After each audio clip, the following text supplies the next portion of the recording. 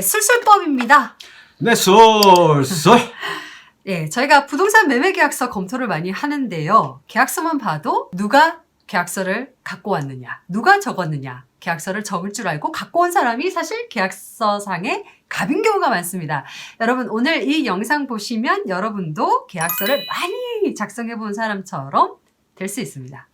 구독자 여러분, 부동산 매매 대금을 잘 지급받으려면요, 우선 매매 대금 지급 시기를 잘 정하셔야 합니다. 부동산 매매 대금은 주로 계약금, 중도금, 잔금으로 지급됩니다. 저희들이 부동산 매매 계약서를 검토해 보면요, 부동산 매매를 하시려는 분들이 매매 대금을 총 얼마로 할 건지, 그다음 계약금은 몇 프로 받을 건지, 중도금은 얼마 받을지, 잔금은 그러면 이제 남은 게 얼마인지, 이거 정하는 데는 굉장히 중요하게 생각하시는데, 매매 대금 지급 시기에 관해서는 신경을 덜 쓰시는 것 같아요. 네, 근데 지급 시기를 잘 안 정해 놓으면요, 세워라 내워라 하면서 중도금, 잔금 몇 년이고 못 받는 경우가 있을 수 있습니다. 그래서 꼭 특정일로 적는 것이 중요합니다. 예, 중도금, 잔금을 특정한 날짜로 하지 않고, 예컨대 대출 받아서 지급한다 라고 하면요, 매매 계약하고 많은 시간이 지났는데도요, 중도금, 잔금이 지급 안 되면 매도인은 계약을 해지하기도 어렵고, 근데 계약금 10%만 딸랑 받았잖아요. 그 사이에 부동산 가격이 왕창 오르는데도 다른 사람한테 팔 수도 없고 매우 곤란한 경우가 생기는 거죠. 계약에 묶이기만 하고 돈은 안 받고 예, 그런 그렇습니다. 상황인 거죠. 예. 그래서 매수인이 이런 문구를 적어서 나타났다라는 거는 사실 좀 귀한 매수인이니까 이렇게 요구하는 상황이 있을 수 있겠죠. 근데 상황이 그렇다 해도 특정 날짜를 적어야 되는데, 이럴 때는 어떻게 하시냐면요, 매수인한테 물어보세요.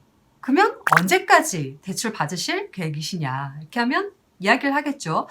늦어도 2023년 6월 말까지는 제가 정리 다 해드리겠습니다 라고 이야기를 하면, 매도인께서는 그럼 좋습니다, 제가 6개월 더 드리겠다, 12월 말까지 마무리하는 것으로 하고 제가 그 내용을 옆에 좀 적겠습니다 라고 하고 계약서에 적으시면 되겠죠. 예, 여기서 중요한 포인트는 특정한 날짜로 받는다는 게 중요하기 때문에 기간을 얼마든지 6개월, 1년 정도는 더 주셔도 상관이 없습니다. 이렇게 주면 이게 2년, 3년, 4년 동안 지급이 안 되는 그런 걸 갖다가 막을 수가 있거든요. 그래서 이제 매수인이 가능하다는 날짜보다 오히려 6개월, 1년 더 주겠다고 하는데 매수인이 반대할 명분이 없잖아요. 그래서 이런 경우에 대부분 매도인이 넉넉하게 주겠다고 하는 그 기간을 특정해서 받을 수가 있습니다. 그런데 만약 이 날짜도 못 줘주겠다 이러면 어떻게 하느냐고요? 그런 사람하고는 계약하면 안 됩니다. 네. 자, 매매대금 특정일로 딱 정했어요. 근데 그 날짜에 돈이 안 들어온다. 그러면 어떻게 하실 건지 인데요. 자, 이런 문구들은 많이 보시는 것 같아요. 제가 한번 읽어볼게요. 중도금 지급 전까지 매수인은 계약금 포기, 매도인은 계약금의 배액을 상환하고 매매 계약 해지할 수 있다. 자, 이게 적혀 있으니까 이것만 있으면 중도금, 잔금 지급 안 했을 때 계약금 몰취하면 되는 거 아니냐 라고들 하시는데 어떤가요? 예, 다들 그렇게 많이 생각을 하십니다. 근데 그렇지 않아요. 예, 이게 이제 중도금 지급 전까지 매수인은 계약금을 포기하고 매도인은 계약금 배액 상환하고 매매 계약을 해지할 수 있다, 이렇게 이제 된 약정이잖아요. 그러면 이제 시기적으로 중도금 지급 전까지이고요. 그리고 매수인이나 매도인 누구든지 계약을 해지할 수 있지만 대신 그 해지하는 사람이 계약금만큼 손해를 봐야 된다는 규정이거든요. 그러니까 지금 우리가 문제되는 거는 매수인이 지금 중도금, 잔금 지급 시기가 됐는데도 돈을 안 줘서 이제 매도인이 계약을 포기하고 싶은 거잖아요. 그러면 아까 그 규정은 매도인이 자기가 계약금을 포기하면 그런 데는 가능할 수 있는 게 되지만, 자기가 이제 해지하면서 상대방한테 계약금을 몰취할 수 있는 그런 규정은 아니라는 거지요. 아까 말씀하신 거는 내가 단순 변심으로 이런 대가를 치르고 계약을 깬다는 거고, 근데 지금 발생하는 상황은 내가 아니고 상대방이 뭘 잘못했을 때 그 계약금을 몰취할 수 있느냐라는 문제거든요. 예, 그러면 매수인이 이제 중도금, 잔금 이제 지급 시기가 됐는데도 지급하지 않으면 이거 매매 계약 위반한 거잖아요. 예, 그럼 매수인은 따로 손해배상 안 해도 되는가요? 예. 손해가 있으면 손해배상 청구를 할 수 있는데요. 일단 우선은요.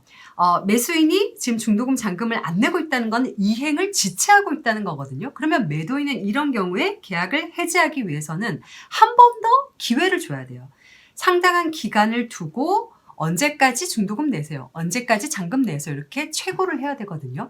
그렇게 했는데도 안 냈을 경우에는 계약 해지를 할 수 있고 그리고 실제로 발생한 손해가 있다면 손해배상도 할 수 있는데 문제는 돈 달라는 사람이 자기 손해가 얼마인지를 입증을 해야 되는데 입증이 쉽지가 않죠. 네, 그렇죠. 그러면 어떻게 해야 되느냐 하는 문제죠. 구독자 여러분, 이런 경우까지를 대비한 특약을 매매 계약서에 적어 놓으면 되겠습니다. 예컨대 이제 중도금 지급 기일 이후에 중도금을 지급하면 지체 일수당 10만 원씩, 하루 10만 원씩 가산하여 중도금을 지급한다. 그리고 중도금이 중도금 지급 기일 1개월이 지나도 지급하지 않으면 매도인은 매매 계약을 해지할 수 있고 계약금을 몰치한다. 이렇게 매출만 적으시면 되겠습니다. 네, 그래서 잔금일제 지급 안 되는 경우에는 매도인이 매매계약 해제를 할 때 계약금 중도금까지 몰치한다라는 이제 어마어마한 특약을 적으시기도 하시던데 이런 특약은 매수인에게 너무 불리하기 때문에 절대 하시면 안 된다고 제가 이전 방송에서 다룬 적이 있습니다. 예. 그럼 변호사님, 부동산 매매 계약할 때 가장 좋은 방법이 뭘까요? 예, 사실은 제일 쉬운 방법은 변호사한테 매매 계약서 검토해달라고 하는 방법이 제일 손쉬운 방법입니다. 근데 그러면 돈이 들지 않습니까? 근데 뭐 변호사가 뭐 많이 검토해 보셨겠지만 네. 뭐 매매 계약서 검토하는데 30분? 예, 1시간? 30분 조금 길면 이제 복잡한 1시간 거는? 네. 정도밖에 안 걸렸어. 검토비를 저 같은 경우에는 이제 22만 원에서 한 110만 원 정도 받거든요. 네네. 변호사님은 어떠신가요? 저도 한 그 정도 받는 것 같습니다. 예. 아무튼 이제 지금까지 이제 살펴본 이제 매매대금 지급 시기를 특정하는 거나 또 지급하지 않으면 제때 지급 안 하면 어떻게 할 건지 하는 이제 특약만 있고 이제 없고에 따라. 있고 네. 없고에 따라 돈이 수천만 원 내지 뭐 수억 원이 또 왔다 갔다 하죠. 하거든요. 그래서 이제 변호사한테 이제 매매 계약서를 검토해 달라는 것은 무엇보다도 이제 비용 대비 효과가 아주 크다고 이제 큽니다. 예.